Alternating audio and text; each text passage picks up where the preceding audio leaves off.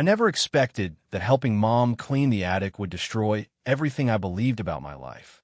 This old chest. Mom always said it was just junk, but something inside was calling to me. When I opened it, I found papers that would shatter my world forever. A death certificate, love letters, photos of a man I'd never seen but somehow felt I knew. The man in these photos, could this be my father? The father Mom said abandoned us? My dearest Amanda, I can't wait to hold you in my arms. These words weren't from a man who abandoned his family. I had to confront Mom immediately. 28 years of lies were about to crumble. When I showed Mom the papers, her face went white. The truth was written in her terrified eyes. You lied to me. My father didn't abandon us. He's dead. He died trying to get to me. Mom broke down sobbing, but her tears couldn't wash away decades of deception. He signed my birth certificate before he died. He wanted me. Why would you tell me he didn't? Amanda, please. I was protecting you. But her excuses only made my anger burn brighter. In his photo, I saw my own eyes looking back at me. This was my father, and I'd been robbed of knowing him. The woman I trusted most in the world had built my entire life on lies. I couldn't stay another second. Every word from her mouth felt like another betrayal. Don't leave, Amanda. Let me explain. But some betrayals cut too deep for explanations. As I drove away, I realized I didn't even know who I really was anymore. Who were you, Dad? What else has she hidden from me? Mom watched me leave, knowing she'd lost the only family she had left. But I was just getting started. If Mom could lie about this, what other secrets was she hiding? Before we continue this incredible journey together, I'd love to know, where are you watching from right now? Drop your city in the comments below. And if this story is already touching your heart, please give it a like and subscribe for more amazing true stories. Mommy, where's my daddy? I asked when I was 5, curled up on Mom's lap after seeing other kids with their fathers at the park. Margaret's voice was gentle but rehearsed. Your daddy wasn't ready to be a father, sweetheart. When I told him I was pregnant with you, he got scared and packed his bags. He left us before you were even born because he didn't want the responsibility of raising a child. Those words became the foundation of everything I believed about myself. By the time I was 8, the questions became more painful. Why didn't Daddy want me? Was I bad? I sobbed at the kitchen table after another day at school hearing about other kids' fathers. Mom held me tight and repeated her story. He was selfish, Amanda. Some men just can't handle being a parent. He chose his freedom over his family, but that says nothing about you and everything about him. You deserve better than someone who runs away.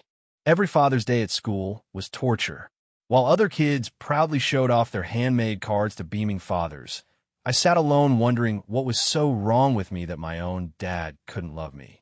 He missed out on the most amazing daughter in the world. Mom would say when I came home heartbroken, real fathers don't abandon their children. We're better off without someone so irresponsible and cowardly. You and I make a perfect team. But being a perfect team couldn't fill the father-shaped hole in my heart. As a teenager, the pain evolved into deeper questions about my worth. Maybe if I'd been a better baby, he would have stayed. I confided to Mom during one of my darkest moments. She sat on my bed and stroked my hair. Listen to me, Amanda. Your father was a coward who couldn't handle commitment. When things got real, when he realized he'd have to actually step up and be responsible, he ran. That's his failure, not yours. You were perfect from the moment you were born. At my high school graduation, watching other girls hug their proud fathers, the familiar ache returned stronger than ever. I should be used to this by now, I whispered to Mom as tears streamed down my face. She wrapped her arm around me firmly. Your father doesn't deserve to see what an incredible young woman you've become. He gave up his right to be proud of you when he walked away from us. His loss will always be my greatest gain. I got to raise the most amazing daughter all by myself. In college, I started therapy to understand why I struggled so much with relationships and self-worth. I think I have abandonment issues because my father left before I was born, I explained to my counselor. My mom says he was irresponsible and selfish. How can I trust anyone when my own father didn't even want to meet me? The therapist asked probing questions about the story, but I defended Mom's version completely. She would never lie about something that affected my entire life so profoundly. On my wedding day, walking down the aisle alone while other brides had their fathers by their sides, I felt that familiar pang of rejection. "He doesn't deserve to give away someone as wonderful as you," Mom whispered before the ceremony. "Any man who would abandon his pregnant girlfriend and unborn child isn't worthy of this moment. I'm so proud to watch you start your new life without needing him." But even on the happiest day of my life, I couldn't shake the feeling that something essential was missing. Throughout my entire adult life, I carried the weight of believing I wasn't good enough for my own father to love. Every relationship I entered, I waited for the person to leave me, just like he did. Every achievement fell hollow because the first man who should have celebrated me had chosen to walk away instead. Mom's story shaped every aspect of who I became. Someone who struggled to believe she was truly worthy of unconditional love. What I didn't know was that every night for 28 years, Mom had been living with the weight of her deception. While I struggled with feeling unwanted and unloved, she knew the truth, that David had been desperately excited to be my father, that he had loved me before he ever met me, and that her lies had robbed me of knowing how deeply I was cherished by the man who gave me life. Now, holding these documents in my hands, I realized that every tear I cried believing I was rejected, every moment I questioned my worth, every relationship I sabotaged because I was afraid of being abandoned, it was all based on a lie. The man I was taught to see as selfish and irresponsible was actually desperately in love with my mother and counting down the days until he could hold me in his arms. 28 years of pain, all because of one woman's decision to rewrite history. I burst back into the house, slamming the door so hard the family photos rattled on the walls. 28 years, Mom. 28 years of lies. I threw the documents on the coffee table between us, papers scattering like my broken trust. Margaret shrank back into the couch, her face pale with terror, knowing her carefully constructed world of deception was finally crumbling. "Amanda, please let me explain." But I was done with her excuses and ready for the truth. "Explain what exactly?" "How you convinced me that my father was a deadbeat who abandoned us when he got scared. How you let me grow up thinking I was so unwanted that my own father couldn't love me." I paced back and forth like a caged animal, 28 years of suppressed pain finally erupting. "Do you have any idea what you've done to me? The therapy bills, the failed relationships, the constant fear that people will leave me, that's all on you." Margaret's hands trembled as she tried to reach for the scattered papers on the table. "I was protecting you," Margaret cried, frantically trying to gather the scattered documents with shaking hands. "You don't understand what it was like back then. Losing David, raising you completely alone, dealing with all the guilt and pain." I snatched the papers away from her before she could hide them again. "Protecting me? You destroyed me. You made me believe I was fundamentally unlovable, that there was something so wrong with me that my own father couldn't stand to be around me. Look at this." I shoved the birth certificate directly in her face, my voice shaking with rage and hurt. "He signed this before he died. He chose my middle name Rose after his grandmother. He wanted to be my father more than anything in the world." Margaret's sobs filled the room, but I felt no sympathy for the woman who had stolen my father's love from me. "And you told me he ran away the moment you told him about the pregnancy. How could you be so deliberately cruel to your own daughter?" I picked up one of David's love letters and read it out loud, my voice dripping with accusation. "I can't wait to teach Amanda to ride a bike, to read her bedtime stories every night, to be there for her first day of school, to walk her down the aisle someday. She's going to be the most loved little girl in the world." Margaret sobbed harder with each word, finally hearing how her lies had rewritten history. "This is who my father really was. A man who adored me before he even met me. And you turned him into the villain in my life story.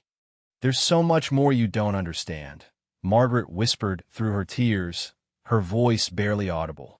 "Your father, the way he died, it was all because—" I cut her off sharply, not ready to hear another carefully crafted explanation. "Because of what? What other lies are you about to tell me? What other massive secrets have you been hiding from me for my entire life? How many more ways did you betray me? The desperation in her eyes only fueled my anger more. I found a thick envelope of family photos I'd never seen before, hidden beneath the letters. Pictures of David painting a nursery yellow and green, assembling a white crib with such care, holding my ultrasound photos with the biggest, proudest smile I'd ever seen. He prepared everything for me. I whispered in amazement, my voice breaking with the realization. He was so excited about becoming my father. Then I looked up at Margaret with pure, unfiltered rage. And you hid every single trace of his love from me for 28 years. What about his parents? Do I have grandparents who are still alive somewhere in this world?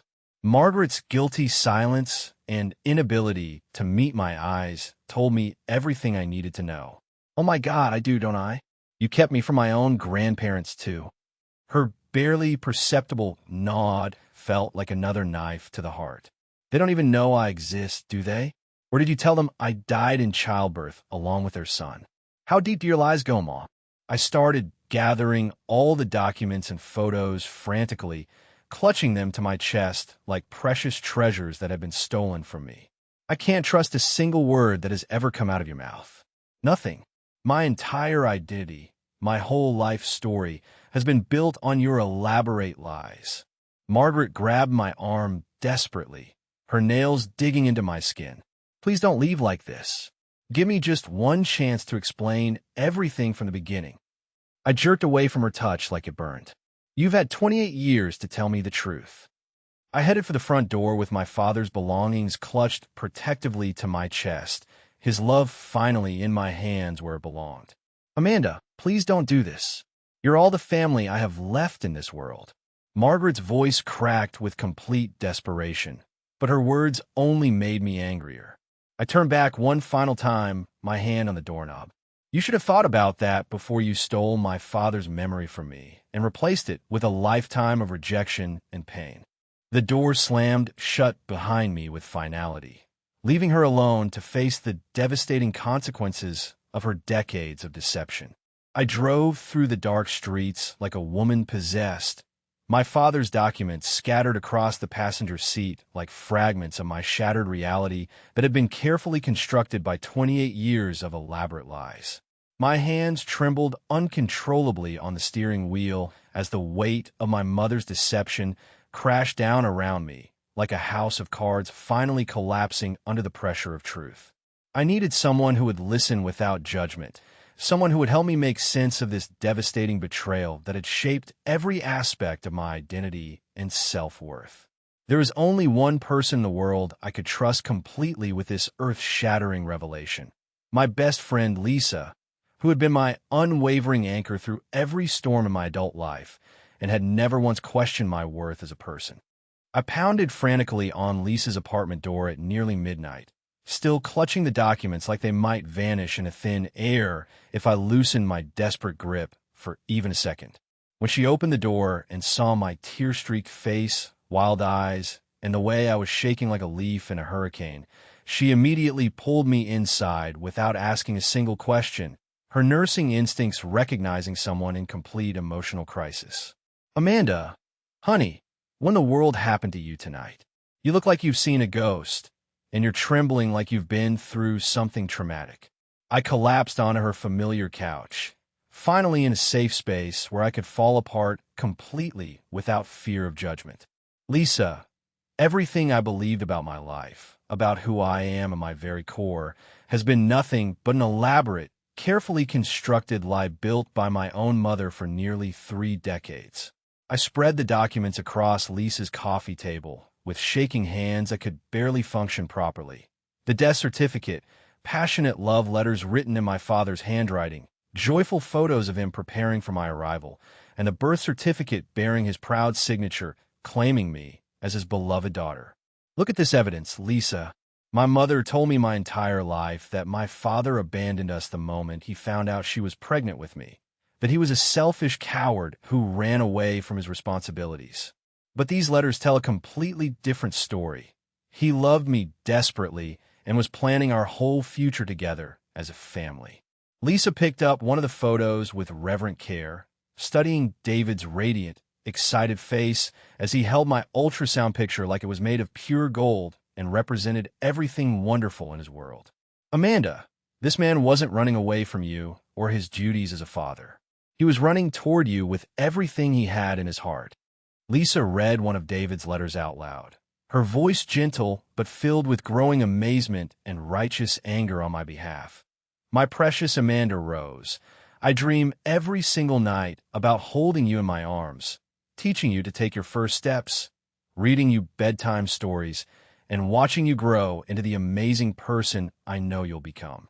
I've already painted your nursery the softest yellow and bought your first teddy bear, a little brown one that I hope you'll love as much as I already love you.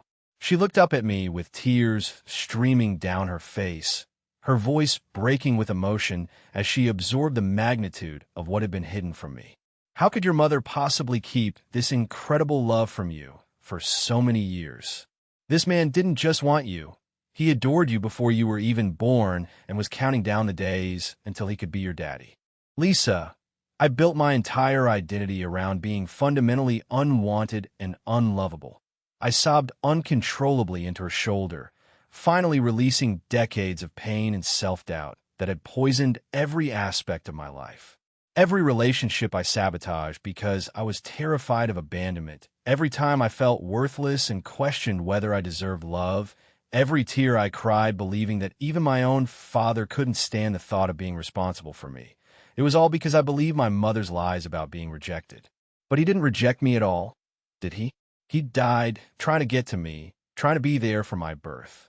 Lisa held me tightly, her own tears falling as she witnessed my pain. Honey, you finally know the truth after all these years of carrying this burden. Your father loved you completely and unconditionally. But now that you know this, what are you going to do with this life-changing information?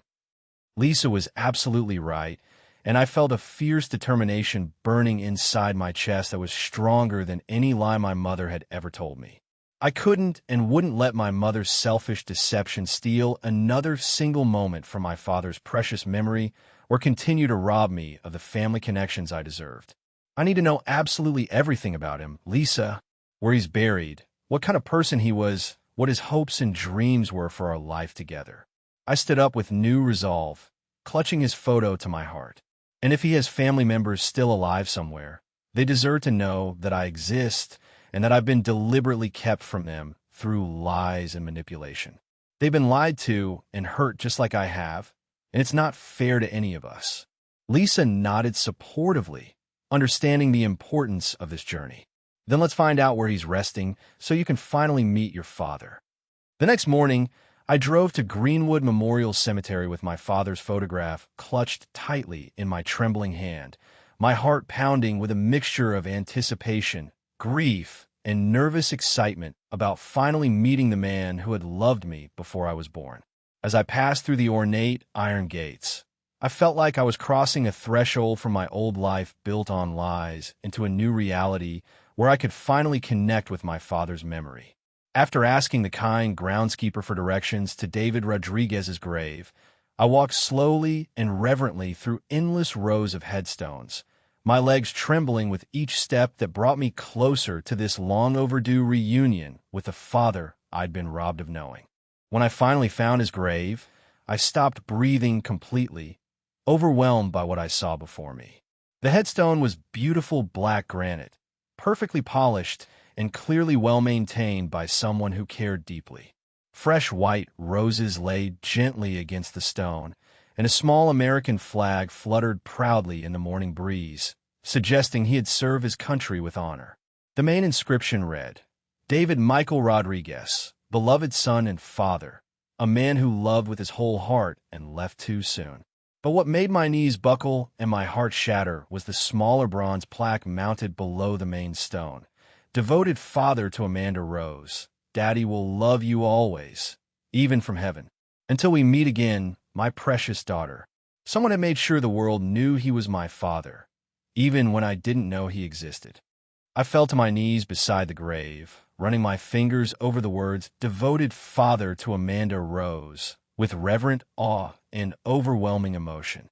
Someone had been taking incredible care of this sacred place, The grass was perfectly trimmed. The flowers were obviously fresh and recently placed, and there were small, meaningful mementos carefully arranged around the headstone with obvious love and attention. A child drawing protected in a weatherproof sleeve, a small brown teddy bear that looked weathered by years of outdoor exposure, and what appeared to be recent photographs placed in protective frames. The evidence was undeniable. Someone had been visiting this grave regularly, faithfully caring for my father's memory and maintaining this shrine to his life when I didn't even know he had ever existed or loved me. Through my tears of grief and amazement, I noticed a small framed photograph leaning carefully against the headstone, a picture of me in my college graduation cap and gown, smiling proudly at the camera that I had never seen before in my life. My hands shook violently as the overwhelming realization hit me like a physical blow to my chest. Someone's been watching me grow up from a distance, I whispered to his grave, my voice breaking with emotion. Someone's been bringing you pictures of me, telling you about my life, making sure you didn't miss everything even though you're gone. I looked around the peaceful cemetery with new understanding, suddenly realizing that I wasn't the only person who had been missing my father and grieving his absence all these years. His family, my family, had been mourning him and loving me from afar, probably wondering why they'd never been allowed to meet the granddaughter they clearly cherished, and faithfully tending to his memory, while keeping me alive in his story, even in death. Using the address from the cemetery records, I drove through the quiet suburban neighborhood where Eleanor and Robert Rodriguez lived, my heart pounding with each street I passed. After 28 years of believing I had no family except my mother, I was about to meet the grandparents who had been stolen from me through lies and deception. As I pulled up to 1247 Maple Street, a modest but well-kept house with a beautiful garden, I took a deep breath and clutched my father's photograph for courage. These people had no idea their granddaughter was about to appear on their doorstep, and I had no idea if Margaret had told them I was dead or simply disappeared from their lives without explanation. I stood on the front porch for what felt like an eternity, my finger hovering over the doorbell as I tried to find the courage to shatter whatever version of reality these people had been living with for the past 28 years. The house showed clear signs of being lovingly maintained. Fresh paint, blooming flowers, and a small American flag by the door that reminded me of the one at my father's grave. Finally, I pressed the bell and heard footsteps approaching. When the door opened, I found myself face to face with a woman in her 70s who had my father's warm brown eyes and gentle smile. "Can I help you, dear?" she asked kindly, and I realized this had to be Eleanor, my grandmother who had never known I existed. "Mrs. Rodriguez," I managed to say, my voice barely above a whisper as I held up the photograph of my father. "My name is Amanda Rose Martinez. I believe David Rodriguez was my father." Eleanor's face went completely white, and she gripped the doorframe for support as if she might collapse from the shock. "That's impossible," she whispered, tears immediately filling her eyes. "Margaret told us," she said, "the baby died during childbirth along with David. She said you both died that terrible night." Her hand flew to her heart as the magnitude of the deception hit her. "You're alive. Oh my God, you're alive. Robert, come here right now. Our granddaughter is alive." An elderly man with my father's same build and gentle demeanor appeared behind Eleanor, his face immediately mirroring her shock when he saw me standing there. "This is Amanda," Eleanor cried, reaching out to touch my face with trembling hands as if she needed to confirm I was real. "This is David's daughter. She's alive, Robert. Our granddaughter is alive." Robert stared at me for a long moment, taking in my features, before his eyes filled with tears. "You have his eyes," he whispered in amazement. "And his smile. Oh, my dear girl, we thought we'd lost you both forever. Margaret told us you died with David. She said there were complications during the birth, and neither of you survived." Before I could explain anything further, both of my grandparents pulled me into their arms in the most overwhelming embrace of my entire life. We stood there on the front porch, three strangers who were actually family, crying together for all the years that had been stolen from us through one woman's selfish lies. "We mourned you," Eleanor sobbed against my shoulder. We mourned both you and David for 28 years. We put flowers on David's grave every week and left toys and pictures for the granddaughter we thought had died with him. How could she do this to us? How could she let us believe you were dead when you were alive and growing up without knowing we existed? I held them tightly, finally understanding who had been caring for my father's grave all these years. Inside their warm, welcoming home, I was surrounded by evidence of the family I'd been denied, photographs of my father at every age, from baby pictures to his high school graduation, his military service photos, and pictures of him excitedly preparing for my arrival. We tried so hard to stay in touch with Margaret after David died, Robert explained, his voice heavy with pain and confusion. We wanted to help her raise you, to be part of your life, to make sure you knew how much your father loved you. But she cut us off completely. She moved without telling us where she was going, changed her phone number, and refused to return our letters.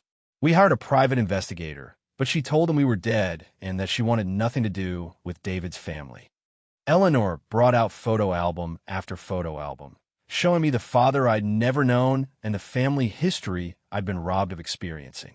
This was David painting your nursery, she said, pointing to a picture of him covered in yellow paint with the biggest smile on his face. And here he is assembling your crib. He was so excited to be your daddy, Amanda. He read every parenting book he could find and kept a journal of things he wanted to teach you.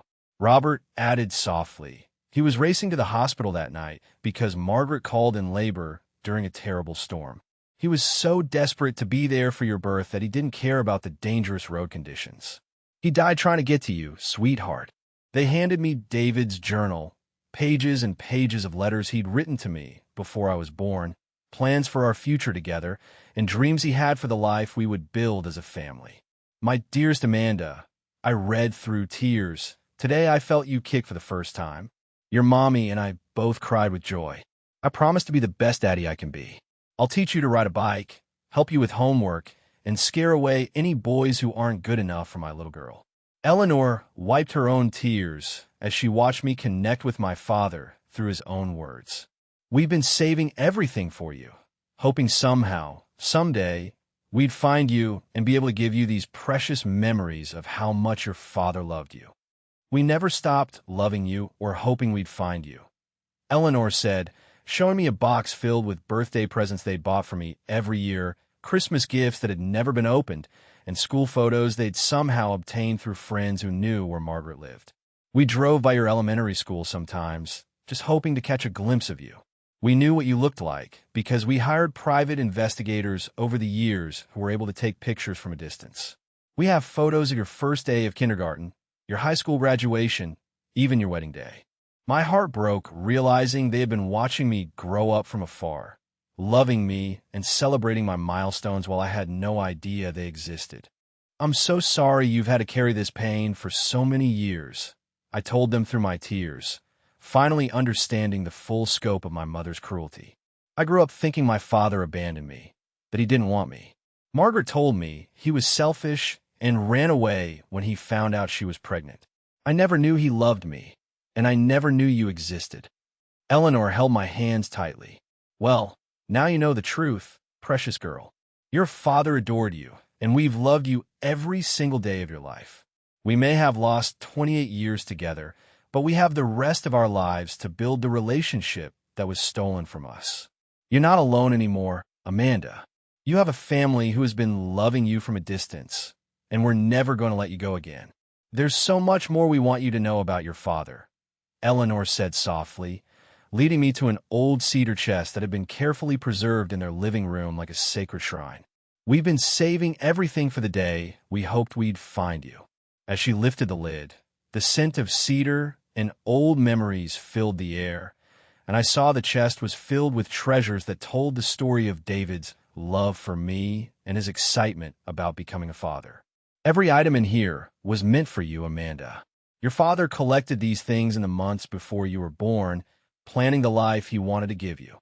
Eleanor carefully laid out ultrasound photos that David had laminated and carried in his wallet, along with detailed lists he'd written in his neat handwriting.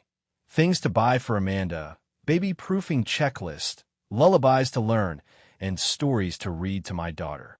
There were receipts for baby clothes he'd purchased, a receipt for a rocking chair he'd bought to rock me to sleep, and even a hospital bag he'd packed for Margaret with snacks and comfort items for after my birth. He thought of everything, Robert said with pride in his voice. Your father was the most prepared and excited father-to-be I'd ever seen. He would talk for hours about all the things he wanted to do with you when you got older. Eleanor handed me a thick envelope sealed with David's handwriting that read, "For Amanda on her first birthday." Inside was a letter that made my heart both soar and break. My precious daughter, if you're reading this, it means Daddy isn't there to give you this letter in person. But I want you to know that every day of your life, I am watching over you from heaven and loving you more than all the stars in the sky. I wrote this letter when you were still growing in Mommy's belly because I wanted to make sure you knew how excited I was to be your father. The letter went on for pages, describing his dreams of teaching me to ride a bike, taking me to baseball games, helping me with homework, and walking me down the aisle on my wedding someday. This was going to be your first Christmas present, Eleanor said, lifting out a beautiful wooden jewelry box that David had carved by hand. On the lid was engraved for my daughter Amanda, with all my love, Daddy, and the date of my birth. Inside the box was a delicate gold locket with a tiny photo of David on one side and an ultrasound picture of me on the other. He worked on this jewelry box every evening after work for 3 months, Robert explained with tears in his eyes. He wanted to give you something handmade with love that you could keep forever. He said every little girl should have a special place to keep her treasures, and he wanted to be the father who gave that to you. There's something else you need to know about your father's intentions, Eleanor said gently, pulling out a small velvet ring box that took my breath away. Inside was a gorgeous diamond engagement ring with a handwritten note, "For Margaret, the love of my life and mother of our beautiful daughter. I can't wait to make us a real family. Will you marry me?" My hands trembled as I realized what this meant. Your father was planning to propose to your mother the day you were born, Robert explained. He had it all planned out. He wanted to ask her to marry him while she was holding you for the first time, so his 2 favorite girls would be together when he asked Margaret to be his wife. Eleanor showed me tiny baby clothes that David had carefully selected. Little dresses in soft pastels, miniature shoes that had never been worn, and a hand-knitted blanket he'd asked his own grandmother to make before she passed away. He spent hours in baby stores, trying to pick out the perfect outfits for you, she said with a bittersweet smile. He would call us after every shopping trip, so excited to tell us about the adorable dress or little hat he'd found for his daughter. He had already decided that pink was going to be your color because he said it would bring out the brown eyes you inherited from him. There were also books he'd bought to read to me, classic fairy tales and children's stories with inscriptions like, "For my little princess, from Daddy, who loves you more than words can say." Robert brought out a photo album documenting David's preparation in my nursery, and I could see his joy and anticipation in every single picture. There he was painting the walls a soft yellow, assembling the white crib with such careful attention to detail, hanging up a mobile with little animals that would dance above my bed. He painted that nursery 3 times because he wanted it to be absolutely perfect for his little girl. Eleanor laughed through her tears. He measured everything twice to make sure your crib was positioned so you'd get the morning sunlight but not be disturbed by street noise. He even installed special blackout curtains so you could nap peacefully during the day. In one photo, he was holding up a tiny dress to the light, imagining how it would look on me. Eleanor handed me David's personal journal from the months before I was born, and I read entry after entry of his excitement and plans for our future together. March 15th, Amanda kicked today when I put my hand on Margaret's belly. I swear she knows her daddy's voice already. I can't wait to hold her and tell her how much I love her. April 2nd, bought Amanda her first teddy bear today. The store clerk said I was the most excited father-to-be she'd ever seen. I told her that's because I have the most amazing daughter in the world on the way. April 20th, Margaret felt sick today, so I rubbed her feet and sang to Amanda through her belly. I think our little girl is going to love music just like her daddy does. Your father wasn't just planning to be a daddy, Robert said, pulling out another box filled with wedding planning materials. He was planning to give you the stable, loving family he never had growing up. Look at this. Inside were brochures for wedding venues, cake tastings appointments he'd scheduled, and even a list of potential babysitters for the wedding so you could be there for their special day. There was a note in his handwriting. I want Amanda to be part of our wedding somehow. Maybe she could be carried down the aisle by Eleanor before Margaret walks down. I want our daughter to see her parents get married so she knows how much we love each other and how much we love her. Surrounded by all these tangible expressions of my father's love, the letters, the gifts, the careful plans, the dreams he'd written down, I finally understood the full magnitude of what had been stolen from all of us. He didn't just love me, I whispered in amazement, holding the jewelry box he'd carved for me. He had planned our entire life together. Every detail, every milestone, every moment he wanted to share with me. Eleanor took my hands in hers, her voice filled with both sorrow and determination. Your father may have been taken from us too soon, Amanda, but his love for you lives on in every item in this chest, in every word he wrote, and in every dream he had for your future. Margaret may have kept you from knowing him, but she could never destroy the love he had for you or the love we've carried for you all these years. I drove home from my grandparents' house, transformed by everything I had learned, my car filled with 28 years' worth of my father's love that had been waiting for me, photo albums, his journal, the jewelry box he'd carved, and the engagement ring he'd planned to give my mother. My heart was heavy with a mixture of overwhelming joy at finally knowing how deeply I was loved and burning anger at the woman who had stolen all of this from me through her selfish lies. As I pulled into my mother's driveway, I knew this confrontation would be different from our last encounter. Now, I had the complete truth, and Margaret would finally have to face the full consequences of her deception and the pain she had caused to everyone who loved me. Margaret opened the front door before I could even knock, her face a mixture of desperate hope and terrified anticipation. She had obviously been watching for my return, probably wondering if I would ever come back or if she had lost her daughter forever because of her lies. Amanda, thank God you're back, she whispered, reaching out toward me before stopping herself, uncertain if her touch would be welcome. I've been worried sick about you. Please come inside so we can talk about this properly. I know you're hurt and angry, but there's so much more you need to understand about why I did what I did. But I wasn't the same broken, confused woman who had stormed out of this house days earlier. I was now armed with the complete truth about my father's love and the full scope of her betrayal. I walked past her into the living room and carefully set down the boxes containing my father's treasures, treating them with the reverence they deserved after being hidden from me for so long. Margaret followed behind me nervously, her eyes widening as she recognized some of the items from the life she had tried so hard to erase. I met them, I said simply, turning to face her with a calm that seemed to frighten her more than my previous anger had. I met Eleanor and Robert Rodriguez, my grandparents who have been mourning me for 28 years because you told them I died during childbirth. I know everything now, Mom. Every single detail of your elaborate lies and the incredible love you stole from me. Margaret's face went completely white, and she gripped the back of a chair for support as the reality of my words sank in. You found them, she whispered in horror, her voice barely audible. Oh God, Amanda, you don't understand what you've done. You don't know what this means. She began pacing frantically around the room, her hands shaking as the carefully constructed world of lies she had built began crumbling around her. Those people, they'll try to turn you against me. They'll try to make me the villain in this story when all I ever did was try to protect you from pain that would have destroyed you. You have to listen to me before you judge me too harshly. I opened the velvet ring box and held up the diamond engagement ring that David had planned to give her, watching as Margaret's face crumpled with recognition and what looked like genuine grief. He was going to propose to you the day I was born, I said, my voice steady and controlled despite the storm of emotions inside me. He had planned our entire future as a family.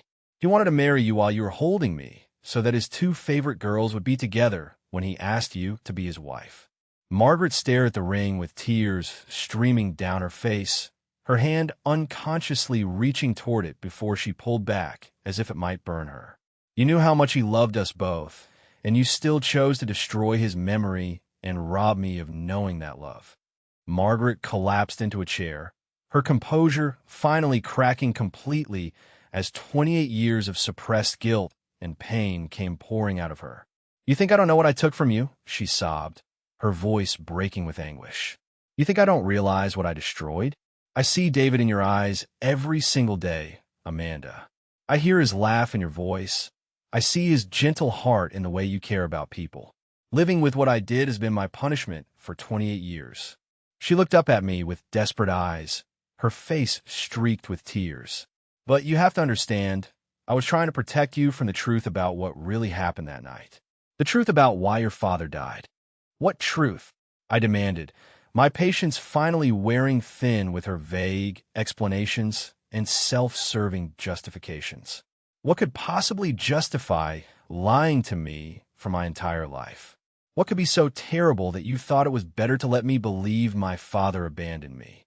Margaret wiped her eyes and took a shuddering breath, preparing to reveal the secret she had carried alone for nearly 3 decades.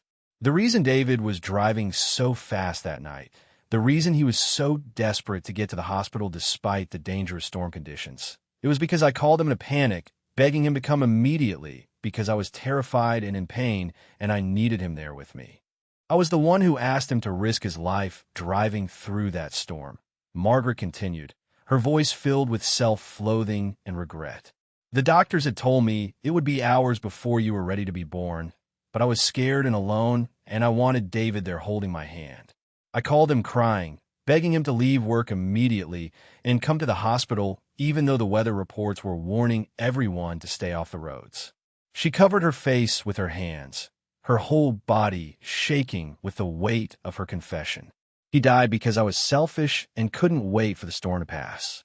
He died because I asked him to choose between keeping himself safe and being there for me when I needed him, and he chose me and you without hesitation." The room fell silent as I processed this revelation, finally understanding the crushing guilt that had driven my mother to create such elaborate lies. "So you told me he abandoned us because you couldn't bear for me to know that he died, trying to get to me, because you asked him to," I said slowly, the pieces of the puzzle finally clicking into place. Margaret nodded miserably, unable to meet my eyes.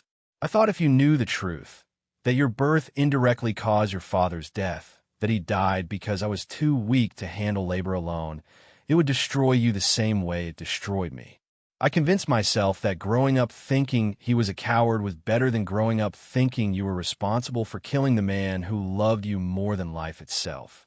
I sat down across from my mother, studying her face as she finally revealed the truth she had hidden for so long. "But that wasn't your choice to make," I said firmly, my voice heavy with the weight of 28 years of stolen love and missed opportunities. "You didn't just lie to me about my father. You lied to his parents, you kept me from my grandparents who loved me, and you robbed all of us of the healing we could have found together. Your guilt about David's death doesn't justify the pain you caused to everyone who loved him and me." Margaret looked up at me with desperate eyes, clearly hoping for forgiveness or at least understanding. "I know what I did was wrong, Amanda, but I was drowning in grief and guilt, and I made terrible decisions because I couldn't see past my own pain. Can you ever forgive me for trying to protect you in the most damaging way possible?" Margaret broke down completely, 28 years of carefully suppressed guilt and grief pouring out of her like a dam that had finally burst under unbearable pressure. "I killed him," she sobbed, her whole body shaking with the force of her anguish. "The love of my life, the father of my child, the man who would have been the most amazing husband and daddy in the world, and I killed him because I was too selfish and scared to handle a few hours of labor alone. Every single day for 28 years, I've woken up knowing that David would still be alive if I hadn't made that phone call begging him to come to me through that terrible storm." Her voice broke into incoherent sobs as decades of self-hatred and regret finally found their voice. "I see his face every time I look at you," Margaret continued through her tears, her voice raw with pain. "I hear his voice in your laugh. I see his gentle heart in the way you care about people. And I'm reminded constantly of what my selfishness cost all of us. You think living with the lies was hard. Try living with the truth that the man you loved more than life itself died because you couldn't be strong enough to wait for him to be safe. She looked up at me with eyes filled with decades of self-torture. I convinced myself that letting you hate an imaginary cowardly father was better than letting you carry the burden of knowing that your birth cost us the most wonderful man either of us would ever know. Do you want to know what real punishment looks like, Amanda? Margaret asked, her voice barely above a whisper.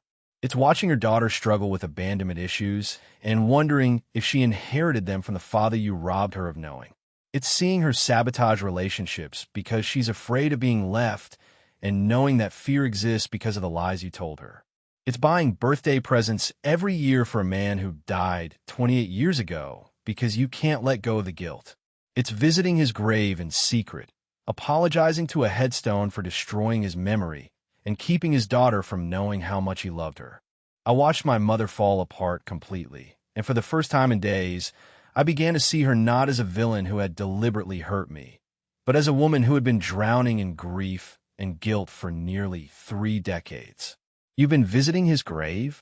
I asked quietly, remembering the fresh flowers and well-maintained appearance of David's resting place. Margaret nodded miserably, wiping her nose with a tissue. Every week for 28 years. I bring him flowers, I tell him about your accomplishments, I show him pictures of you growing up. I beg him to forgive me for what I did to his memory and to you. The groundskeepers probably think I'm crazy, talking to a headstone for hours, but it's the only place I can be honest about who I really am. I cut off David's parents because seeing them was like being stabbed in the heart over and over again. Margaret confessed, her voice hollow with exhaustion. Every time Eleanor looked at me with those kind eyes that were so much like David's, every time Robert tried to comfort me or offer to help with you, I was reminded of what I had taken from them. I couldn't bear to see their grief when I knew I was responsible for it. So I told them we both died because I thought it would be easier for them to mourn us both and move on than to watch me raise their son's daughter while drowning in guilt and self-hatred. But they never moved on, I said softly, thinking of Eleanor and Robert's 28 years of faithful visits to David's grave and their collection of my photos. They've been loving me from a distance this entire time, wondering why they couldn't be part of my life. Margaret's face crumpled with fresh guilt. I know that now, but at the time, I was so consumed by my own pain that I couldn't see past it. I thought I was protecting everyone. You from the guilt, them from the constant reminder of what they'd lost, and myself from having to face their forgiveness when I didn't deserve it. I was wrong about everything, Amanda. Every single decision I made was wrong. I told myself every day that I was being a good mother by protecting you from the truth, Margaret continued, her voice growing stronger as she fought to make me understand her reasoning. When you would cry as a little girl asking why Daddy didn't want you, it broke my heart, but I thought it was better than watching you cry because Daddy died trying to get to you.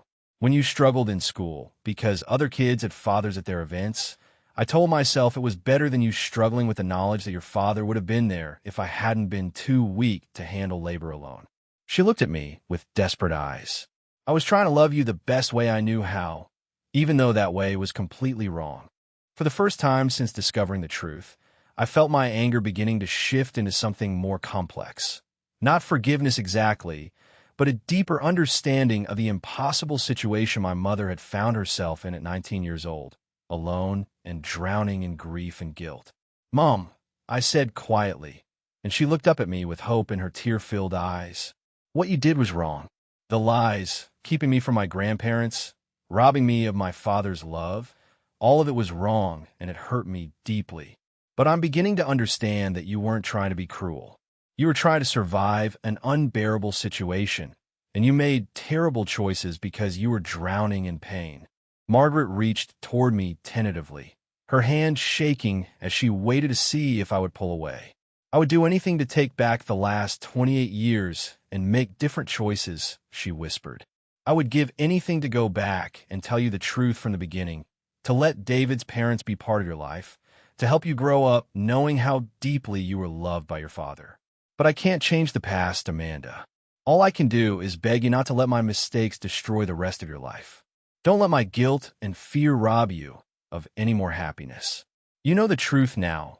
Your father adored you, and you have grandparents who have loved you every day of your life.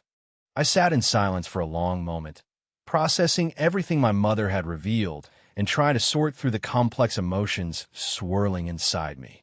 I don't know if I can forgive you yet, I said honestly, and I saw Margaret's face fall even as she nodded in understanding.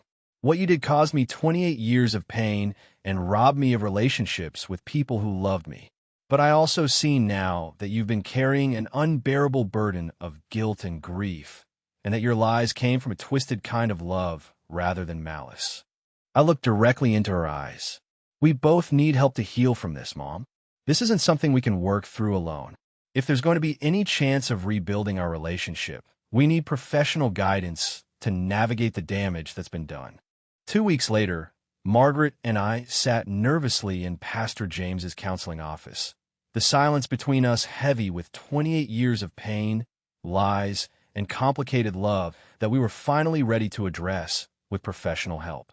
Pastor James was a gentle man in his 60s who had been counseling families through crisis for over 30 years, and his office felt like a safe haven where truth could be spoken without judgment. I want you both to know that healing is possible, he said kindly, settling into a chair across from us.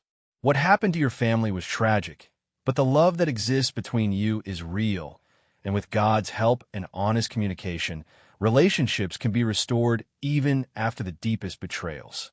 Pastor James began by asking each of us to share our perspective without interruption, creating a safe space for truth-telling that we'd never had before.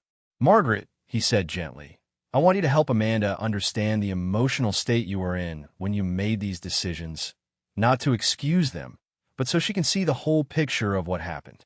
Margaret took a shaky breath and began to describe the 19-year-old girl she had been, overwhelmed by grief, drowning in guilt, and convinced that she had caused the death of the man she loved more than life itself. I wasn't thinking clearly, she admitted, her voice barely above a whisper. I was making decisions from a place of trauma and self-hatred, not from wisdom or love. I need you to understand something that took me years of therapy to realize, Margaret said, looking directly at me for the first time in days. The lies I told weren't really about protecting you from guilt. They were about protecting me from having to face the truth of what I'd done every single day. Every time you asked about your father, I had to choose between telling you that he died, trying to get to you because I asked him to, or creating a fiction that let me avoid confronting my role in his death. Pastor James nodded thoughtfully. Margaret, what you're describing is a trauma response. When we're overwhelmed by guilt and grief, our minds sometimes create narratives that help us survive, even when those narratives cause more damage in the long run. When it was my turn to speak, I found words for pain I'd never been able to articulate before. Pastor James, I built my entire identity around being unwanted and unlovable because of the lies she told me. I sabotaged relationships, struggled with self-worth, and carried shame that wasn't even mine to carry. But what hurts almost more than the original lies is knowing that my grandparents spent 28 years mourning a granddaughter they thought was dead, when all they wanted was to love me and keep my father's memory alive. I looked at Margaret, my voice breaking. You didn't just lie to me. You robbed 3 generations of our family of the love and healing we could have shared together. Pastor James helped us understand how trauma had shaped every decision Margaret made in those early years after David's death.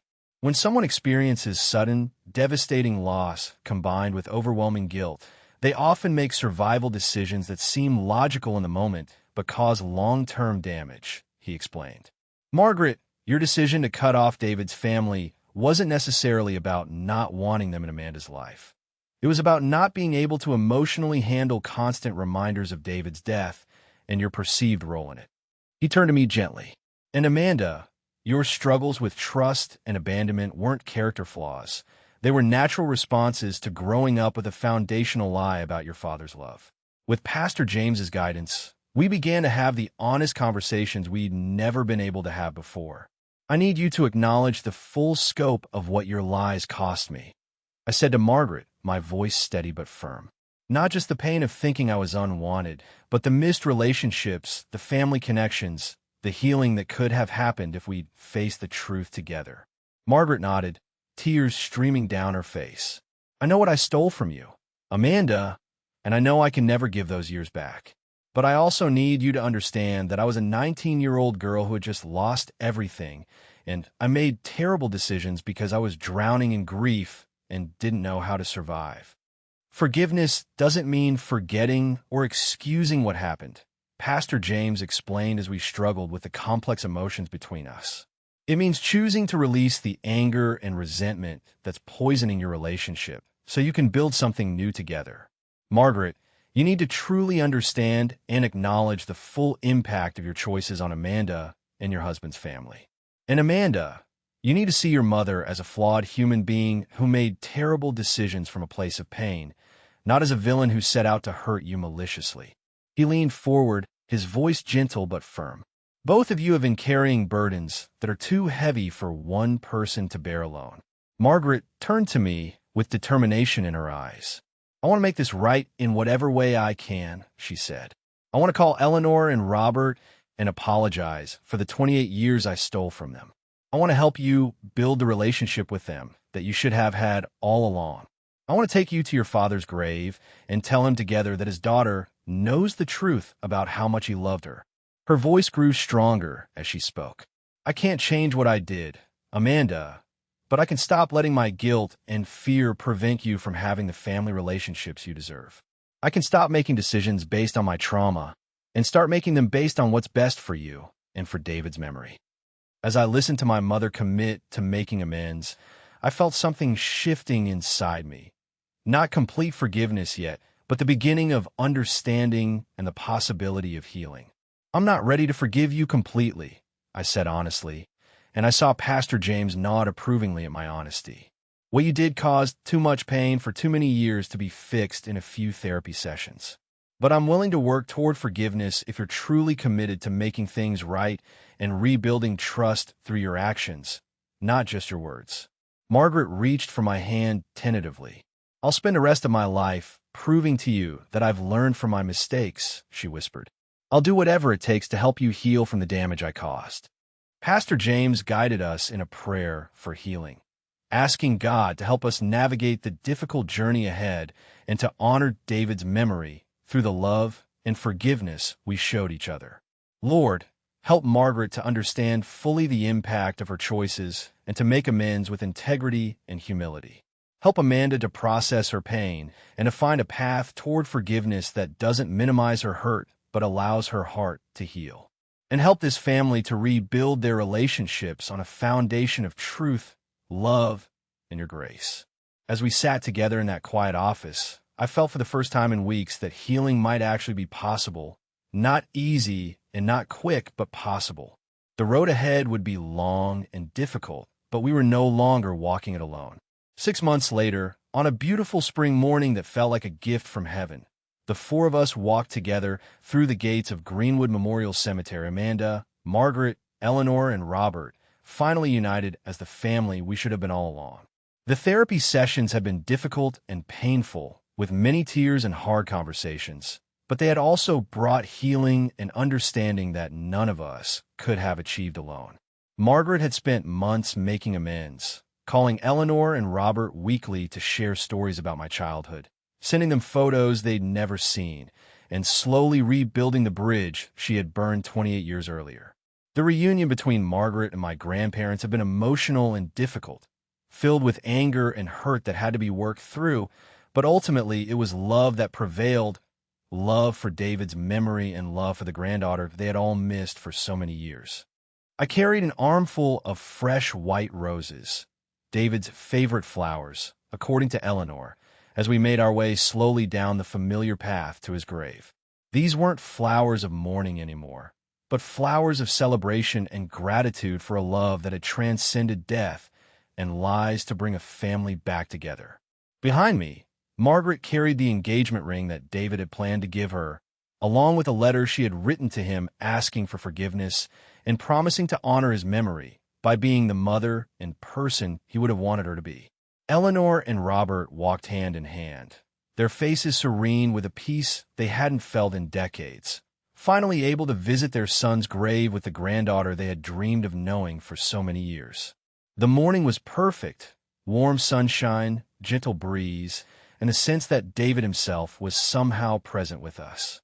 When we reached David's grave, I knelt beside the familiar headstone and traced the words "Devoted Father to Amanda Rose" with my finger, just as I had done so many times over the past months. "Hi, Daddy," I said softly, my voice steady and filled with love instead of the grief that had overwhelmed me during my first visit. "I'm here with Mom and Grandma Eleanor and Grandpa Robert. We're all together now, just like you would have wanted.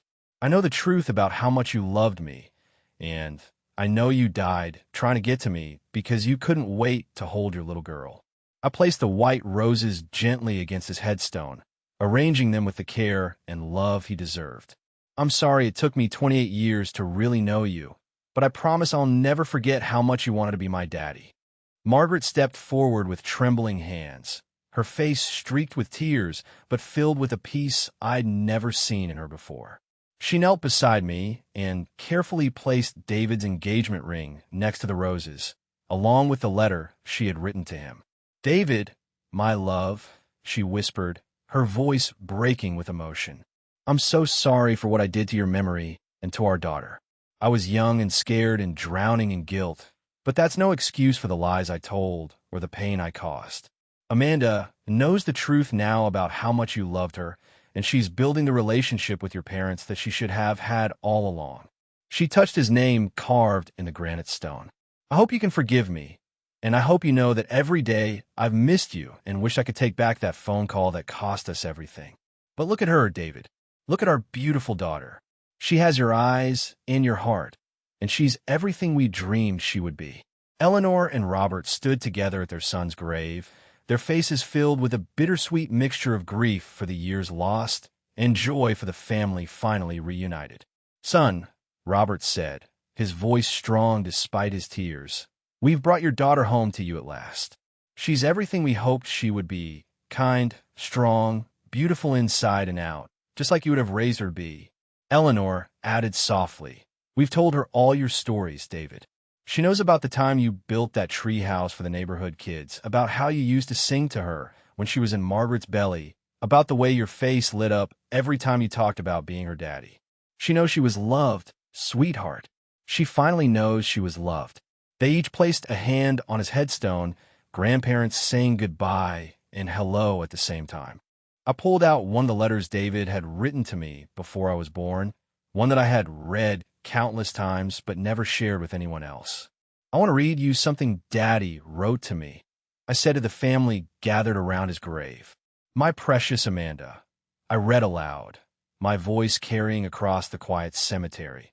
"By the time you're old enough to understand this letter, I hope you'll know that your daddy loved you before he ever saw your face, before he ever held you in his arms, before he even knew if you would be a boy or a girl.